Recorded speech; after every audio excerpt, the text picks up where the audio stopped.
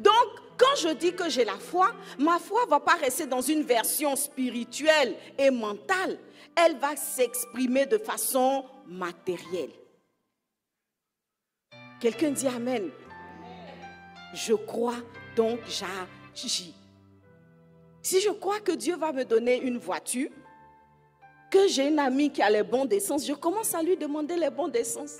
Je n'ai pas encore la voiture, mais je lui dis donne les bons d'essence là. Elle me dit, ah, il y a date de péremption. Hein. Tu dis, mon cœur, papa. Ou bien, Dieu a dit, il va me donner une voiture avant que ton bon là ne se périme là.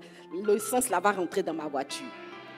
Essaye, et puis tu vas voir si Dieu n'est pas fidèle. Essaye. Alléluia.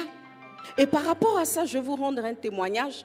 Quand je passais le bac, il y a eu des événements qui ont fait que je n'ai pas eu suffisamment de temps pour préparer mon oral.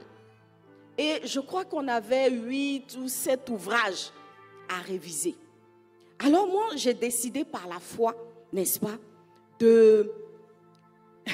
j'ai décidé par la foi de prendre un seul ouvrage et de le réviser parce que c'était tout ce que je pouvais faire dans ma bonne volonté.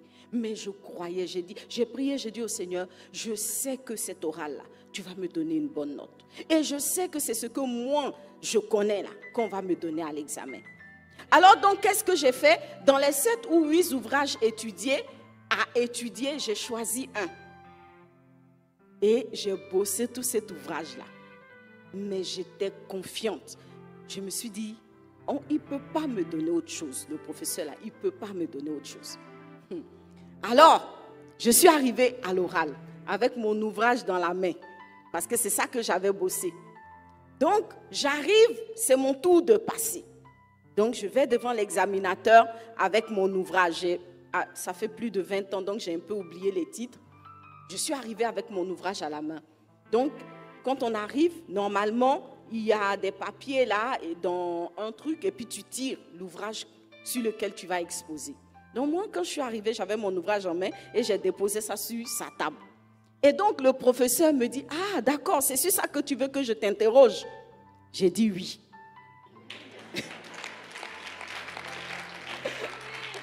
Je dis oui. Alors, le professeur dit, tu as joué bidé, je ne vais pas t'interroger sur ça. J'ai dit, hein? Dans mon cœur, j'ai dit, hey, aujourd'hui, là, c'est le combat de la foi. J'ai dit, non, je vais avoir une bonne note à cet examen. Il va m'interroger sur ce que je connais. Et puis, le professeur, il dit, bon, comme tu voulais m'imposer un ouvrage, c'est moi qui vais t'en imposer un. Tu ne vas pas tirer dans le bocal. Et donc, qu'est-ce qu'il fait? Il met sa main quelque part, il sort un autre ouvrage. Un ouvrage que j'avais... J'ai préparé un seul ouvrage pour le bac.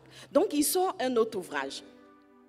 Et quand il me présente l'ouvrage, je commence à sourire. Parce que ma foi avait fonctionné. Vous savez quoi? Dans la préparation de l'examen, vous savez, on fait des cours. Moi, j'ai fait Sainte-Marie, donc les profs viennent vous préparer à l'examen. Et dans la préparation, que je n'avais pas tellement pris en compte, moi, le professeur de la préparation m'avait donné cet ouvrage-là à exposer. Et le cours avait eu lieu il y a 2 jours. Donc, la vérité, c'est que j'étais encore plus prête sur cet ouvrage-là que celui que j'avais bossé. Alléluia.